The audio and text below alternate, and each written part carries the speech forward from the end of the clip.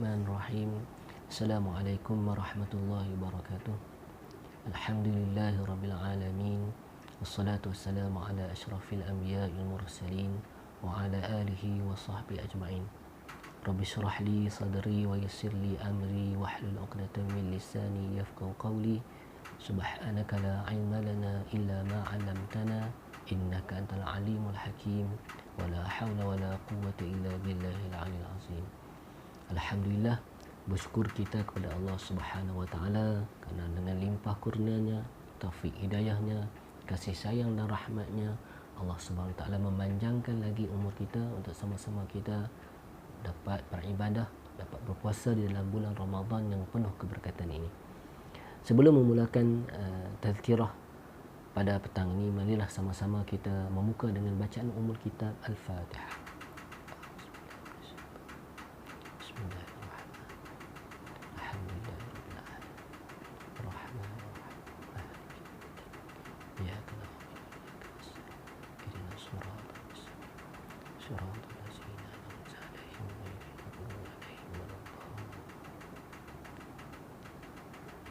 Alhamdulillah, insya-Allah pada petang ni tazkirah yang kita akan kongsikan bersama-sama ialah berdasarkan satu buku yang dikarang oleh Syed Muhammad Naqib Al-Atas yang bertajuk Islam, Faham Agama dan Asas Akhlak.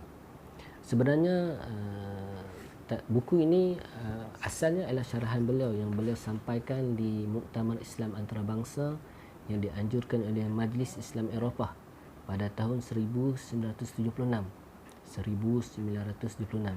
Saya belum lahir. Saya pun belum lahir lagi.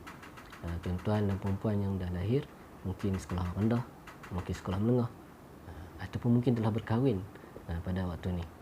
Syarahan beliau ni beliau sampaikan di Royal Commonwealth Society di London.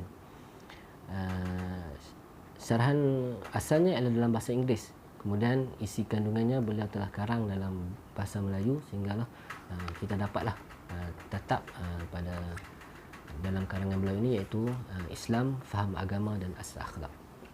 Walaupun buku ini muka suratnya tak banyak, 100 muka surat saja, tetapi perbahasan yang beliau sampaikan dalam buku ini adalah perbahasan yang amat mendalam tentang bagaimana kita nak memahami agama yang kita anuti ini. Kerana dalam mukadimah beliau, pendahuluan beliau mengatakan bahawa din ataupun kita terjemahkan dengan agama yang difahami oleh Islam tidak sama dengan religion yang difahami oleh sejarah agama barat. Dalam menerangkan tentang makna agama din, menerangkan din ini, beliau telah merujuk kamus. Ini adalah satu tradisi disiplin dalam pengajian Islam. Mana-mana pengajian Islam, mana-mana disiplin pengajian Islam, sama ada tauhid, fiqh, tasawuf dan sebagainya, ataupun ilmu-ilmu berkaitan dengan Al-Quran seperti tafsir, seperti tajwid. Yang pertama sekali, untuk memahami suatu perbahasan, ulama akan ceritakan tentang makna sesuatu perkataan dari segi bahasa dan dari segi istilah. Makna dari segi lughah, makna dari segi istilah. Itu benda yang pertama, asas dalam disiplin pengajian Islam. Contohnya kita tengok dalam apabila ulama dalam karangan-karangan mereka membincangkan tentang as-salah, sembahyang. Ulama akan menceritakan pertama sekali as-salah dari segi bahasa. Contohnya as-salah dari segi bahasa adalah ad-du'a. Kemudian selepas cerita tentang bahasa, ulama akan ceritakan tentang istilah. Apakah maksud sembahyang dari segi istilah? Contohnya dikatakan bahawa sembahyang dari segi istilah adalah perkataan dan perbuatan yang dimulakan dengan takbir dan disudahi dengan salam. Itu perbahasan yang asas. Kerana itulah dalam karangan beliau ini, Islam, Faham Agama dan Asas Akhlak ni, Profesor Syed Muhammad Naqib Al-Atas cuba untuk memahami makna agama, makna din itu dari segi bahasa Arab.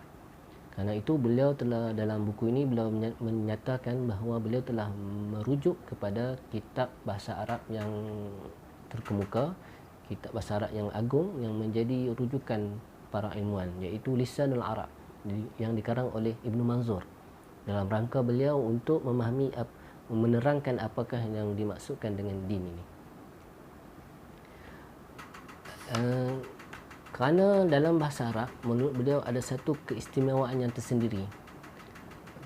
Perkataan-perkataan bahasa Arab, dia punya rangkai-rangkai kata itu ada kata akar yang tersendiri. Contohnya yang disebut di sini adalah din, agama itu.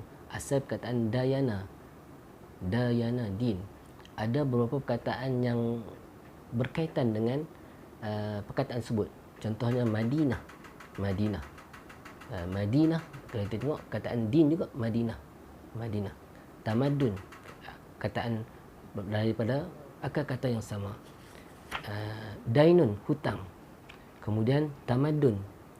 Kemudian kita ada dayan dan sebagainya. Ini keistimewaan yang ada dalam bahasa Arab. Walaupun din, agama, dengan dainun, berhutang, itu seakan-akan nampak berbeza. Din dan dain, agama dan hutang, tetapi ada maksud yang boleh kita relatekan, maksud yang boleh kita hubung kaitkan antara agama dan hutang. InsyaAllah kita akan kupaskan. Seterusnya, apabila menceritakan tentang keistimewaan bahasa Arab tersebut, kataan contohnya beliau sebutkan bahawa din daripada perkataan dayana itu, perkataan din ini beliau rumuskan terdapat 4 makna yang terkandung dalam makna din dalam istilah agama. Iaitu yang pertama, beliau katakan maksud din itu ialah keadaan berhutang. Yang kedua, beliau maksudkan dengan din itu ialah beliau maknakan sebagai menyerahkan diri. Yang ketiga, beliau katakan bahawa din itu ialah kuasa dan daya menghukum. Yang keempat, beliau rangkumkan dengan kecenderungan yang sedia ada pada diri insan. Itu antara 4 makna yang beliau cuba gambarkan tentang maksud agama, istilah agama, din itu sendiri. Cuma pada petang ini, insya-Allah kita akan cuba tengok apakah berkaitan dengan din, agama, dengan maksud yang pertama, iaitu keadaan berhutang, dain. Kalau kita tengok perkataan din, dayana, din, sama dengan dainun, hutang. Fi'il madhi bagi din ialah dana, keadaan berhutang atau orang yang sedang berhutang. Dana, berhutang. Kemudian dainun ialah hutang. Ketika inilah beliau menunjukkan bahawa persoalan yang beliau katakan, tentu kita akan tanya apakah sifat hutang tersebut, kepada siapakah kita berhutang, siapakah yang memberi hutang. Ketika inilah kita dapat relatekan apakah yang dimaksudkan dengan agama dan hutang. Ketika ini beliau menjawab, mengatakan apa yang kita berhutang ialah kita berhutang dengan Allah Subhanahu Wa Taala. Apa yang kita hutang? Kita hutang dengan Allah Subhanahu Wa Taala, kita hutang budi, kita hutang daya, kita hutang diri dengan Allah Subhanahu Wa Taala. Kerana Allah Subhanahu Wa Taala yang menciptakan kita, dan Allah Subhanahu Wa Taala yang memberi rezeki kepada kita. Allah SWT menciptakan kita daripada tiada kepada ada. Kemudian selepas Allah SWT ciptakan kita ada itu, Allah SWT beri lagi nikmat rezeki. Beri kita makan, beri kita minuman. Daripada kita kecil, daripada merangkak, kemudian boleh berjalan, masuk sekolah, dan sehinggalah Allah SWT panjangkan umur kita kepada hari ini. Kerana itulah ulama menyebutkan bahawa nikmat yang Allah SWT berikan kepada manusia ialah nikmatul ijad wa nikmatul imdad. Ada 2 nikmat yang Allah SWT bagi kepada manusia. Iaitu yang pertama, nikmatul ijad. Nikmat Allah SWT menciptakan, menjadikan kita daripada tiada kepada ada.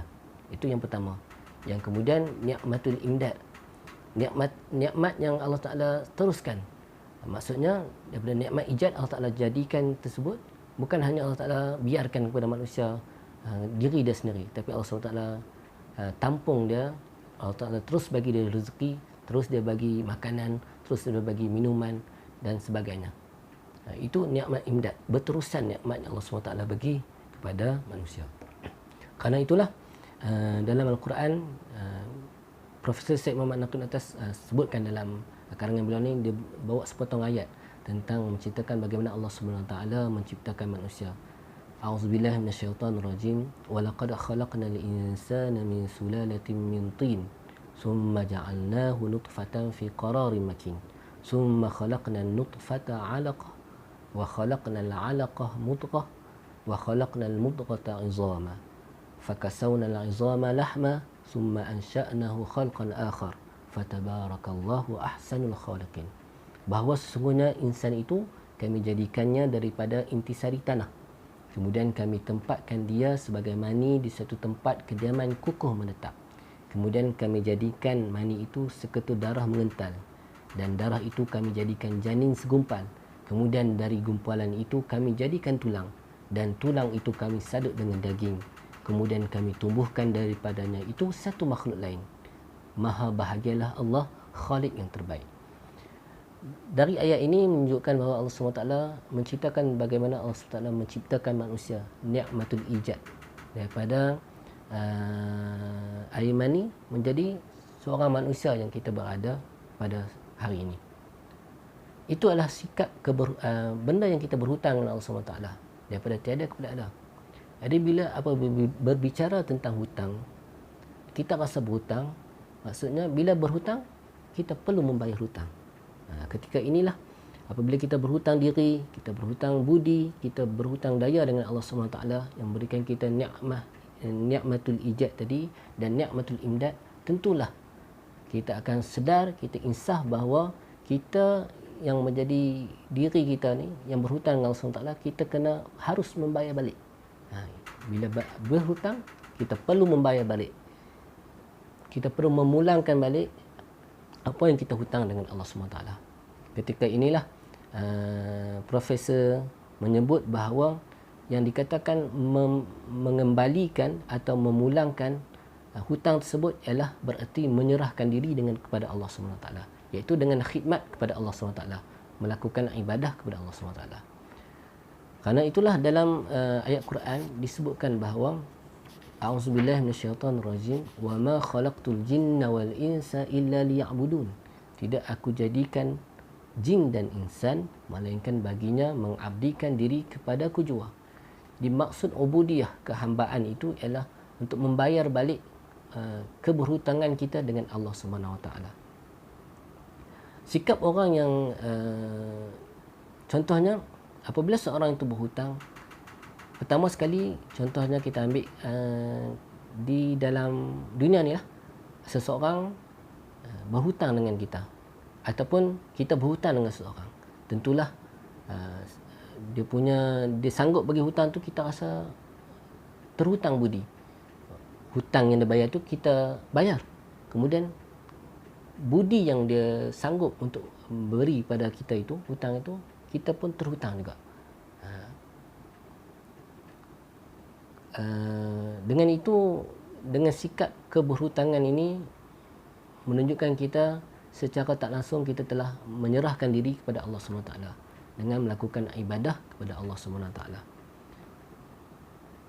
Kesimpulan yang kita dapat daripada cerita tentang faham agama ini ialah faham agama yang kita fahami daripada sudut pandang Islam tak sama dengan sudut pandang agama barat. Antara maksud yang kita fahami dengan agama ini ialah din ini ialah keadaan kita berhutang. Iaitu kita berhutang dengan Allah SWT, dengan Allah SWT menjadikan kita daripada tiada kepada ada, memberi nikmat kepada kita, memberi rezeki kepada kita. Kerana itu, apabila kita rasa dengan diri kita ni berhutang dengan Allah SWT, tentulah kita akan membalas balik, kita membayar balik hutang tersebut. Dengan itu, apabila kita rasa rendah diri, rasa perlu berhutang budi dengan Allah SWT, tentulah kita akan membayar balik dengan kita melakukan khidmah kepada Allah SWT. Khidmah yang dimaksudkan di sini ialah kita beribadat kepada Allah SWT dengan niat tulus ikhlas kerana Allah SWT.